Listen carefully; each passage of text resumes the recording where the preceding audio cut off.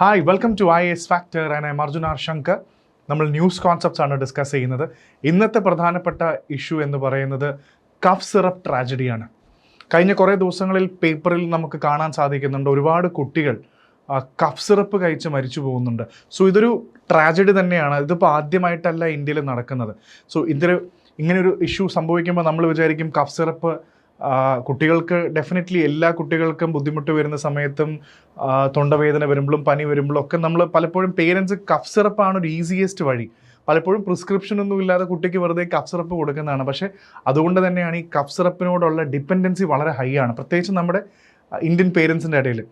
ഇവിടെ മധ്യപ്രദേശിലാണ് ഇപ്പോൾ ഏറ്റവും കൂടുതൽ ആൾക്കാർ മരിച്ചിരിക്കുന്നത്. 17 മുതൽ 20-25 പേരോളം മരിച്ചു കഴിഞ്ഞു. അപ്പോൾ എന്തുകൊണ്ടാണ് ഈ കഫ് സിറപ്പ് ട്രാജഡി ഉണ്ടാവുന്നത്? അല്ലെങ്കിൽ ആദ്യമായിട്ടാണോ ഇന്ത്യയിൽ ഉണ്ടാവുന്നത്? ഇത് മാത്രമല്ല, ഇപ്പോൾ കഫ് സിറപ്പ് ട്രാജഡി എന്ന് പറയുന്നത് ഇത് ഡെഫിനറ്റ്ലി മരുന്നിൻ്റെ കോമ്പോസിഷൻ തന്നെയാണ് പ്രശ്നമായിരിക്കുന്നത്. So not only in India, നമ്മൾ നോക്കുകയാണെങ്കിൽ ഇപ്പോൾ ആഫ്രിക്കയിൽ ഗാംബിയ എന്ന് പറയുന്ന സ്ഥലത്തും ഒരുപാട് കുട്ടികൾ കഫ് സിറപ്പ് കഴിച്ച് മരിച്ചു. അതിൽ പ്രധാനപ്പെട്ട സംഭവം ആഫ്രിക്കയിലെ ഈ കുട്ടികൾ മരിക്കാനുണ്ടായ കാരണം പോലും ഇന്ത്യയിൽ നിന്നുള്ള കഫ് സിറപ്സ് ആണ്. സോ ഈ കഫ് സിറപ്പ് കാരണം ഇത്രയും കുട്ടികൾ മരിച്ചിട്ടും ഈവൻ ആഫ്രിക്ക വലിയൊരു ലെസൺ ആയിരുന്നു നമുക്ക്. ആഫ്രിക്കയിൽ ഇങ്ങനെ ഒരു സംഭവം നടന്നതിന് ശേഷം ഇന്ത്യൻ ഫാർമസ്യൂട്ടിക്കൽ ഇൻഡസ്ട്രി തന്നെ ഭയങ്കര സ്കാനറിലായിരുന്നു, ഭയങ്കര സ്ക്രൂട്ടിനിയാണ് നടത്തിയത്. പക്ഷേ എന്നിട്ടും നമുക്ക് ഇന്ത്യയിൽ ഇതേപോലത്തെ ഇഷ്യൂസ്, ട്രാജഡീസ് ഇനിയും പിന്നെയും നടക്കുന്നുണ്ട്. സോ എന്തുകൊണ്ടായിരിക്കും ഇത് നടക്കുന്നത്? ഗാംബിയയിൽ എന്താണ് സംഭവിച്ചത്? ഇന്ത്യൻ കോണ്ടെക്സ്റ്റിൽ എന്തുകൊണ്ടാണ് ഇത് നടക്കുന്നത് എന്നൊക്കെ നമുക്ക് ഇന്നത്തെ ഈ ന്യൂസ് കോൺസെപ്റ്റ്സിൽ നമുക്ക് ഡീറ്റെയിൽ ആയിട്ട് മനസ്സിലാക്കാം. സോ ഇപ്രാവശ്യം ട്രിഗർ ചെയ്തിരിക്കുന്നത് ഈ ഒരു മരുന്നാണ്. ഇതിൻ്റെ പേര് കോൾഡ്രിഫ് എന്നാണ്. ഇതിലെ കോമ്പോസിഷൻ, ഇതിനകത്ത് അടങ്ങിയിരിക്കുന്ന ഒരു കോമ്പോസിഷൻ്റെ ഇമ്പാക്റ്റ് കൊണ്ടാണ് കുട്ടികൾ മരിക്കുന്നത്. പക്ഷെ എന്നിട്ടും ഇത് ഇപ്പോഴും വ്യാപകമായി ഈ മരുന്നുകളിൽ ഉപയോഗിക്കാനുള്ള അനുവാദവും പെർമിഷനൊക്കെ നമ്മുടെ ഫാർമസ്യൂട്ടിക്കൽ ഇൻഡസ്ട്രിക്ക് കിട്ടുന്നുണ്ടെന്നുള്ളതാണ് ഏറ്റവും ട്രാജിക് ആയിട്ടുള്ള കാര്യം നമ്മളിവിടെ ഓർക്കേണ്ടത്. സോ ഇവിടെ ഓൾമോസ്റ്റ് ഇപ്പോൾ കഫ് സിറപ്പ് കഴിച്ച് മരിച്ചു. ഇതിൻ്റെ പ്രധാന കോമ്പണൻറ്റ് എന്ന് പറയുന്നത് DEG എന്ന് പറയുന്നതാണ്, ഡൈ എത്തിലീൻ ഗ്ലൈക്കോൾ എന്ന് പറയുന്നത്. പിന്നെ അതേപോലെ തന്നെ എത്തിലീൻ ഗ്ലൈക്കോൾ. സോ ഈ ഡൈ എത്തിലീൻ ഗ്ലൈക്കോളും, അതായത് DEG എന്ന് നമുക്കിനി DEG എന്ന് വിളിക്കാം. ഈ ഡൈ എത്തിലീൻ ഗ്ലൈക്കോളും ഈ മരുന്നുകളിൽ, സിറപ്പുകളിൽ ആഡ് ചെയ്യുന്നത് കൊണ്ടാണ് ഈ പ്രശ്നം ഉണ്ടാവുന്നത്. സോ അതാണ് ഇവിടുത്തെ പ്രധാനപ്പെട്ട വലിയൊരു പ്രോബ്ലം. ഇത് നമ്മുടെ പ്രത്യേകം പറയുകയാണെങ്കിൽ ഈ മരുന്ന്, ഈ ഡൈ എത്തിലീൻ ഗ്ലൈക്കോൾ കഴിക്കുമ്പോൾ, ഈ കഫ് സിറപ്പിൽ വരുമ്പോൾ കഴിക്കുന്ന കുട്ടികൾക്ക് ലിവറിനും ബ്രെയിനിനും kidney damage, acute kidney damage വരെ, AKI എന്ന് പറയുന്ന അക്യൂട്ട് കിഡ്നി ഡാമേജ് വരെ വരാൻ സാധ്യതയുള്ളതാണ് നമുക്ക് കാണാൻ സാധിക്കുന്നത്. അപ്പോൾ ഇത് എന്തിനാണ് ഇതിങ്ങനെ മിക്സ് ചെയ്യുന്നത് എന്നുള്ളത് വരെ നമുക്ക് മനസ്സിലാക്കണം. സോ ഇതിൻ്റെ ഭാഗമായിട്ട് ഈ അടുത്ത് നമ്മൾ വാർത്തയിൽ നോക്കുമ്പോൾ ഡോക്ടർ പ്രവീൺ സോണി എന്ന് പറയുന്ന ഒരു പീഡിയാട്രീഷ്യനുണ്ട്. ഇദ്ദേഹത്തിനെ അറസ്റ്റ് ചെയ്തു. ഇന്ത്യൻ മെഡിക്കൽ അസോസിയേഷൻ വളരെ സ്ട്രോങ് ആയിട്ട് പ്രൊട്ടസ്റ്റ് ചെയ്തു. കാരണം മരുന്ന് പ്രിസ്ക്രൈബ് ചെയ്ത ഡോക്ടർക്കാണോ ശിക്ഷ? ഇന്ത്യയിൽ ചോദ്യം ഇതാണ്. So it opens to a larger question. മരുന്ന് പ്രിസ്ക്രൈബ് ചെയ്യുന്ന ഡോക്ടറുടെ പ്രശ്നമാണോ, അതോ മരുന്ന് മാനുഫാക്ചർ ചെയ്യുന്ന ഫാർമസ്യൂട്ടിക്കൽ കമ്പനിയുടെ ആണോ ഇതിൻ്റെ പ്രോബ്ലം എന്നാണ് ഇവിടെ നമുക്ക് ഏറ്റവും കൂടുതൽ ചർച്ച വരുന്നത്. സ്വാഭാവികമായിട്ടും ഇദ്ദേഹം ഈ മരുന്ന് പ്രിസ്ക്രൈബ് ചെയ്തുകൊണ്ട് ഇദ്ദേഹത്തിനെ അറസ്റ്റ് ചെയ്തു. So IMA, Indian medical association, strong ആയിട്ട് വാദിക്കുന്നുണ്ട് ഇത് പ്രിസ്ക്രൈബ് ചെയ്തല്ല, ഈ മരുന്നുകൾ അലോ ചെയ്യാൻ പാടില്ല, അത് ഗവൺമെൻറ്റിൻ്റെ വീഴ്ചയാണ്, ഫാർമസ്യൂട്ടിക്കൽ ഇൻഡസ്ട്രിയാണ് റെഗുലേറ്റ് ചെയ്യപ്പെടേണ്ടത് എന്നൊരു ചോദ്യം ഇവിടെ വരുന്നുണ്ട്. സോ ഇനി നമുക്ക് രണ്ട് ഈ DEG, ഡൈ എത്തിലീൻ ഗ്ലൈക്കോളും എത്തിലീൻ ഗ്ലൈക്കോളിനെയും പരിചയപ്പെടാം. ഇത് വലിയ അളവിൽ ചേർക്കുന്നത് കൊണ്ടാണ് ഈ പ്രശ്നം വരുന്നത്. ശരിക്കും പറഞ്ഞാൽ ഇത് ചേർക്കാൻ പാടില്ല. മറ്റു കുറച്ച് കാര്യങ്ങൾ, ഇത് ശരിക്കും പറഞ്ഞാൽ ഒരു odourless, colourless, sweet industrial solvent ആണ്.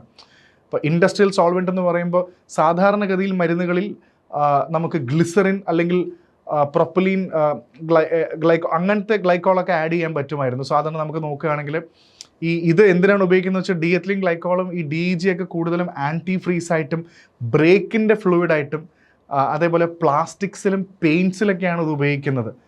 ശരിക്കും ഗ്ലിസറിനും ഇതിനൊക്കെ പകരമാണ് ഇത് ശരിക്കും ഉപയോഗിക്കുന്നത്. ശരിക്കും ഇത് ഉപയോഗിച്ച് കഴിഞ്ഞുള്ള പ്രശ്നം ലാർജ് സ്കെയിലിൽ ഉപയോഗിച്ച് കഴിഞ്ഞാൽ ഇതിൻ്റെ ലിവറിൻ്റെ, കിഡ്നി, ബ്രെയിനൊക്കെ ഡാമേജ് വരുത്താവുന്നതാണ്. അപ്പോൾ ശരിക്കും പറഞ്ഞാൽ ഇത് ഉപയോഗിക്കാൻ പാടില്ല, എന്നിട്ടും ഇത് ഉപയോഗിച്ചുകൊണ്ടിരിക്കുന്നു എന്നുള്ളതാണ്.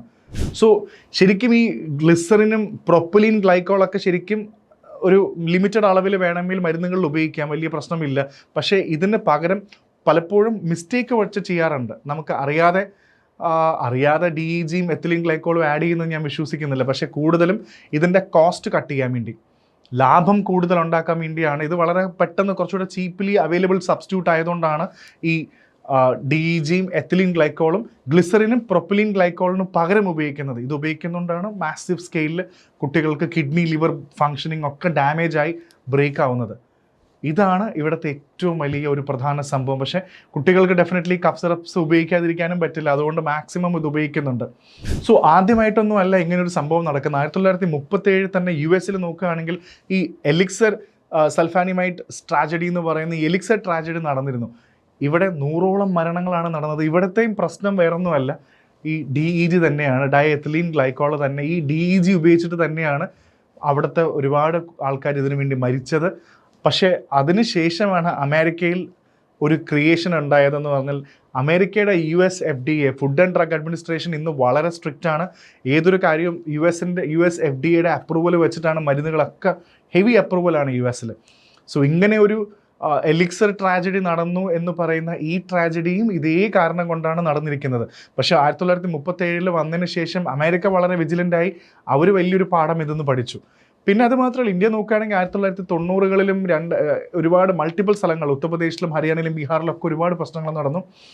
അതേപോലെ തന്നെ ഇപ്പോൾ മധ്യപ്രദേശിൽ നടന്നു. ആൻഡ് ഗാംബിയ, ഇവിടെയാണ് മറ്റു പ്രധാന, ആഫ്രിക്കയിൽ ഓൾമോസ്റ്റ് 60+80ഓളം കുട്ടികൾ ഈ ഡ്രഗ് കഴിച്ചിട്ടാണ് പ്രശ്നം വന്നത്. ആഫ്രിക്കയിൽ നോക്കിക്കഴിഞ്ഞാൽ India Gambia cough syrup death, BBC വളരെ പ്രധാനപ്പെട്ട ഒരു, ലോകത്തെല്ലാവരും റിപ്പോർട്ട് ചെയ്തു. ഇത് ശരിക്കും ഒരു റെഡ് ഫ്ലാഗ് ആയിരുന്നു ഇന്ത്യയെ സംബന്ധിച്ചോളം. ഇവിടെയും പ്രധാന പ്രശ്നം എന്ന് പറഞ്ഞാൽ AKI, കുട്ടികൾക്ക് അക്യൂട്ട് കിഡ്നി ഇഞ്ചുറീസ് വന്നതിന് ശേഷം ഇതിൻ്റെ ചെക്ക് ചെയ്ത് കഴിഞ്ഞപ്പോഴും ഇവിടെയും DEGയും ഈ ഡയത്തിലിൻ ഗ്ലൈക്കോളും എത്തിലീൻ ഗ്ലൈക്കോൾ തന്നെയാണ് ഇവിടത്തെയും പ്രധാന വില്ലൻ, കുട്ടികൾക്ക് കിഡ്നി ഇഞ്ചുറി വരാൻ.